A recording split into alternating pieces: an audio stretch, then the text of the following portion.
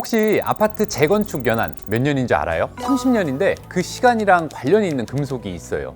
아연이죠. 철근, H빔 뭐 이런 자재들이 아연으로 도금을 하는데 안에 있는 철을 감싸 안고 산화부식을 막아주는 거예요. 근데 한 30년 정도 지나면 이 아연이 다 날아가면서 철 자체가 부식이 되고 그때부터는 재건축 검토가 필요하다. 그래서 재건축 연한이 30년인 거예요. 철을 산업의 쌀이라고 하면 이 희생정신의 아이콘 아연은 산업의 비타민으로도 불리죠. 4대 비철금속 중에 하나고 건설자재, 자동차, 가전제품, 외장재 등등 산업 여러 분야에서 쓰이고 있죠. 건전지에도 들어가고 동전도 만들고요. 그럼 혹시 전 세계에서 아연을 가장 많이 생산하는 기업 어딘지 알아요? 오늘 주제인 여기입니다. 우리나라에서 금속을? 땅덩이도 좁고 자원도 많이 없는데 원자재를 거의 100% 수입하고 거기에서 금속을 뽑아내는데 그게 세계 최고예요. 하나도 아니고 4종류나 1등. 아연, 연, 은, 인듐 이 4가지 메탈 품목을 전 세계에서 가장 많이 생산하는 기업이죠. 눈에 잘 보이진 않지만 세상을 구성하는데 없어서는 안 될 기초 금속부터요. 고부가가치를 가진 금과 은 같은 귀금속, 미래산업의 핵심으로도 주목받는 희소금속까지 이걸 뽑아내는 독보적인 기술력과 품질을 보여주고 있어서 철하면 포스코, 비철은 이곳이라고도 하죠. 자, 이번 주제는요. 최근 창립 50주년이기도 했는데요. 자원 빈국의 태생적인 한계, 재련 기술의 불모지에서 지난 반세기 꾸준한 도전과 개척 정신으로 세계 최고의 비철금속 재련 기업으로 자리 잡은 고려아연입니다.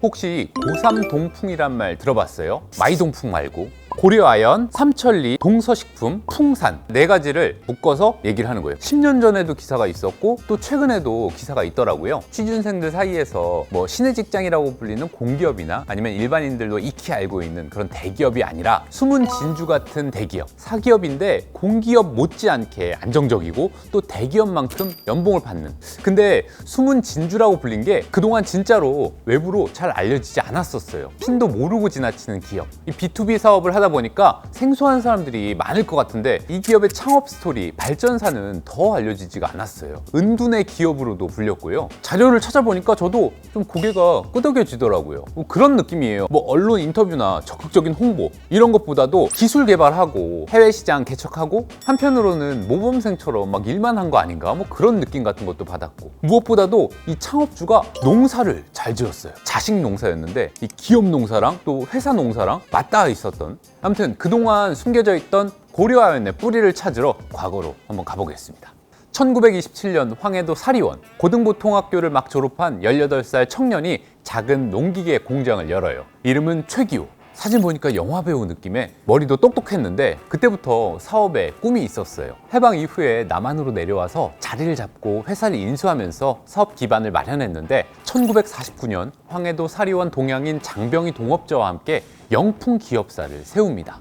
지금 영풍문고의 그 영풍 이따 얘기할 건데 지금은 갈라섰죠. 이때 당시 영풍기업사는 무역업을 하는 회사였어요. 수출을 통해서 한국 경제 재건과 산업화에 기여해야겠다. 사업 보국의 정신이죠. 중석, 텅스텐이라고도 하는 그런 광석들이 수출 품목이었어요. 그리고 한국전쟁으로 피해를 입었지만 무역업에서 해운업으로 사업 영역을 넓혔고요. 수출 실적이 국내 1, 2위를 다툴 정도로 커졌어요. 그리고 본격적으로 광산업에 뛰어들게 됩니다. 국내 최초 아연 광산을 설립하고요. 진정한 산업화를 위해서는 중화학공업 발전이 필수다. 이런 신념이 확고했는데 곧 기회가 오죠. 1970년대 들어서 정부의 기조가 경공업 중심에서 중화학공업으로 바뀐 거예요.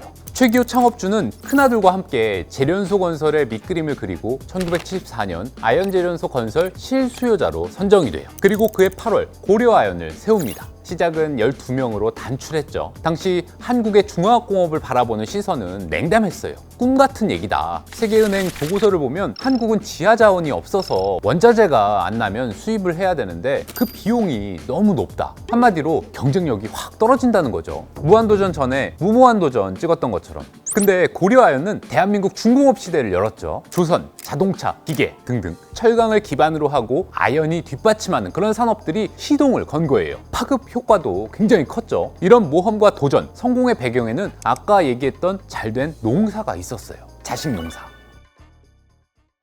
창업주한테 자식이 9이 있었는데 어느 날 세 아들한테 권유를 합니다. 첫째는 경영학, 둘째는 금속학, 셋째는 자원학 전공을 염두에 뒀으면 한다. 이게 고려아연에 필요한 세 가지 분야, 경영과 기술, 원료를 내다본 포석이었어요. 선택은 아들들한테 맡겼는데 셋 다 아버지의 뜻을 잘 받들었습니다. 그것도 당대 명문이었던 경기고 경북고의 서울대, 또 미국 컬럼비아 대학원에서 MBA, 금속학 박사, 자원학 석사를 받았어요. 이러기도 쉽지 않은데. 그리고 셋 다 들어와서 회사 경영에 매진하고 차례로 바통을 이어받으면서 회장을 역임하고 아주 모범적으로 형제 경영을 한 거죠. 착착착 유기적으로. 창업주는 항상 이렇게 얘기를 했어요. 손에 쥔 재산 믿지 마라. 머리에 든 재산은 절대로 잃지 않는다. 고려아연을 빌드업하기 위한 공부를 세 아들한테 나눠서 시킨 거죠. 자, 고려아연을 위한 빌드업 뭔지 한 명씩 볼게요. 경제학과 경영학을 전공한 창업주의 첫째 아들 최창걸 명예회장은 창립 멤버 12명 중에 한 명이었어요. 아버지와 처음 계획부터 함께 세웠고 허가를 받고 제일 급했던 게 자금 확보였죠. 돈, 이 투자금을 받아야 하는데 그래야 공장을 세우겠죠. 그때 재무 전반을 맡아서 백방으로 뛰고 수소문도 하고 차관을 받으려고 세계은행 산하기구인 IFC의 문까지 두드리죠. 까다로운 평가가 1년 넘게 이어졌고 마지막 단판을 하러 미국 워싱턴으로 날아갔어요. 컬럼비아 대학원에서 공부를 했는데 그 뉴욕 바로 옆에 있는. 다행히 IFC 관계자들 중에서 컬럼비아대 MBA 동문들도 있었고요.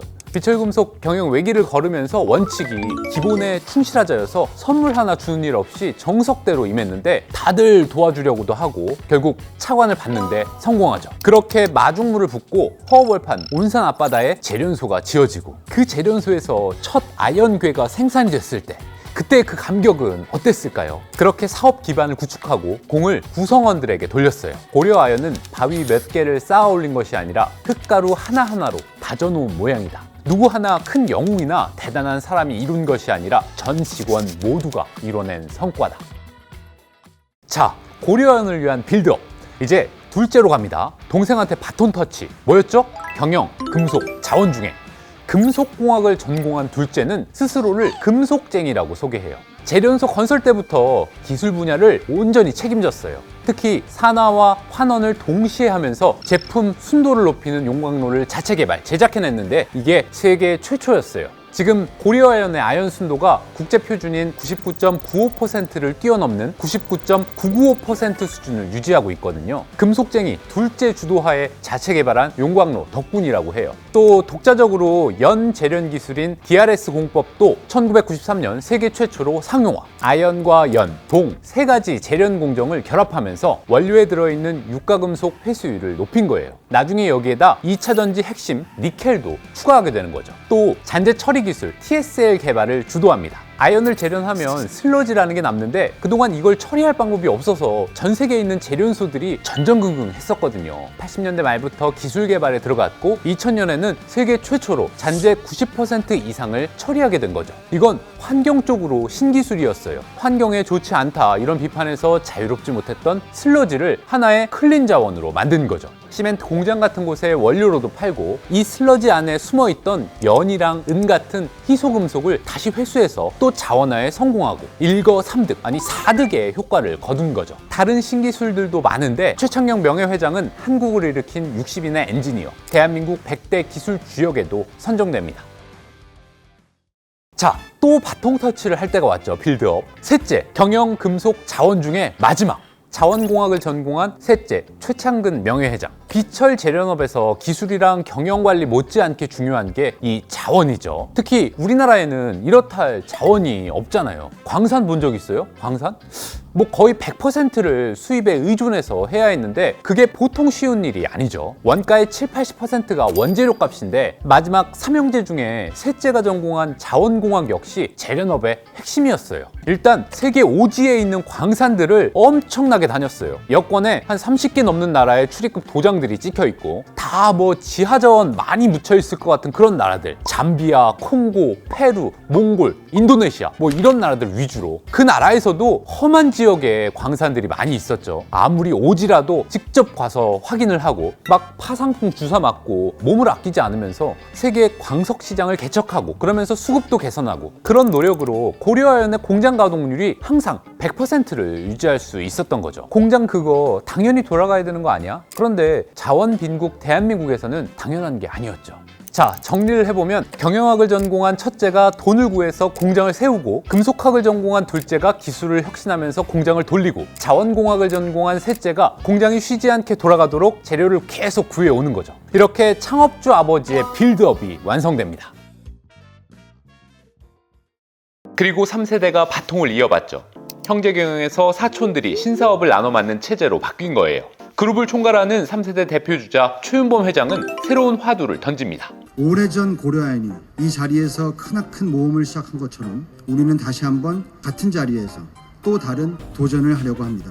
신재생에너지와 그린수소, 2차전지 소재, 그리고 자원순환으로 구성된 3대 신성장 사업이죠. 기존 재련 사업은 수익성, 경쟁력 강화에 초점을 맞추면서 시너지를 낼 수 있는 새로운 사업을 함께 펴는 거죠. 그동안 가장 약점이라고 했던, 가장 힘들고 취약한 분야를 고민하다 보니까 오히려 이걸 신성장의 동력으로 한번 바꿔보자. 잘 됐을 때 큰 보상을 받을 수 있고, 또 기후변화나 인류에도 기여하는 것이기도 하고요. 새로운 베팅을 한 거죠. 그러면서 앞서 얘기했던 동업자 장씨 집안과 결별의 길을 걷게 됩니다. 고려아연의 시작, 최기호 창업주와 장병희 창업주가 만나서 세워진 영풍 기업사였죠. 여기서 분화가 되면서 석포재련소를 운영하는 주영풍과 온산재련소를 키워온 고려아연으로 나아갔죠. 영풍 기업사라는 초기에는 함께 동업을 하긴 했지만 고려아연이 출범하면서 서로의 사업 영역, 독립 경영은 명확했어요. 동업자 간 이별의 이유가 여러 가지가 있겠지만 결정적인 건 환경 문제였어요.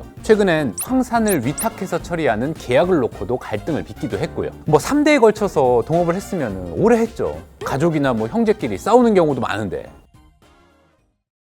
암튼 고려아연은 친환경에 대한 지향점이 뚜렷합니다. 2021년 금속업계 최초로 아리백에 가입했죠. 자체 태양광 발전으로 아리25를 달성한 고려아연 자회사, 호주 썬메탈 아연 재련소는 내년에는 풍력 발전을 추가하고 2040년에는 재생에너지 100% 달성을 목표로 세웠죠. 아리25가 재생에너지를 25% 쓴다는 거예요. 아리100은 100%, 아리25는 25%. 이렇게 환경적인 가치들을 고려하면서 신사업 가능성을 바로바로 확인하고 투자로 연결했어요. 대표적인 게 호주 재생에너지 업체 에퓨론을 인수한 거죠. 신재생과 그린수소 사업을 위해서. 또 전자 폐기물 업체인 미국의 이그니오와 메탈 스크랩 원료 트레이딩 기업인 캐터맨을 잇따라 인수하면서 트로이카 드라이브에 시동을 걸고 있어요. 고려아연은 한 해 아연 5만 톤을 생산하는 작은 재련소에서 연간 100만 톤이 넘는 10여 종의 비철금속을 생산하는 재련소로 성장합니다. 후발주자였지만 30년 만에 100년 이상의 역사를 가진 세계의 재련소들을 제쳤고 연 10조 원의 매출을 올리는 기업으로 컸죠.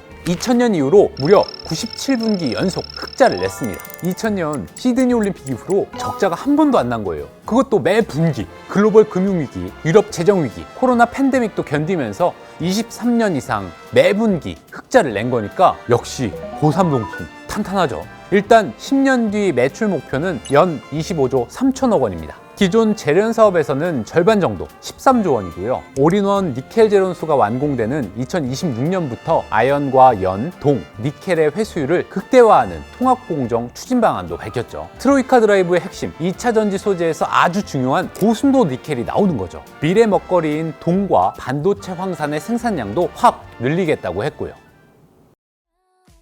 자, 친환경을 넘어 무공해 재련 시대, 녹색 재련소를 만들겠다는 고려아연의 꿈은 이뤄질까요? 차별화된 경쟁력으로 세계의 우뚝 선 창립 반세기를 지나 탄소 중립 시대인 두 번째 반세기, 환경을 생각하는 그린 에너지와 그 에너지로 만든 그린 메탈의 시대는 어떤 모습일까요?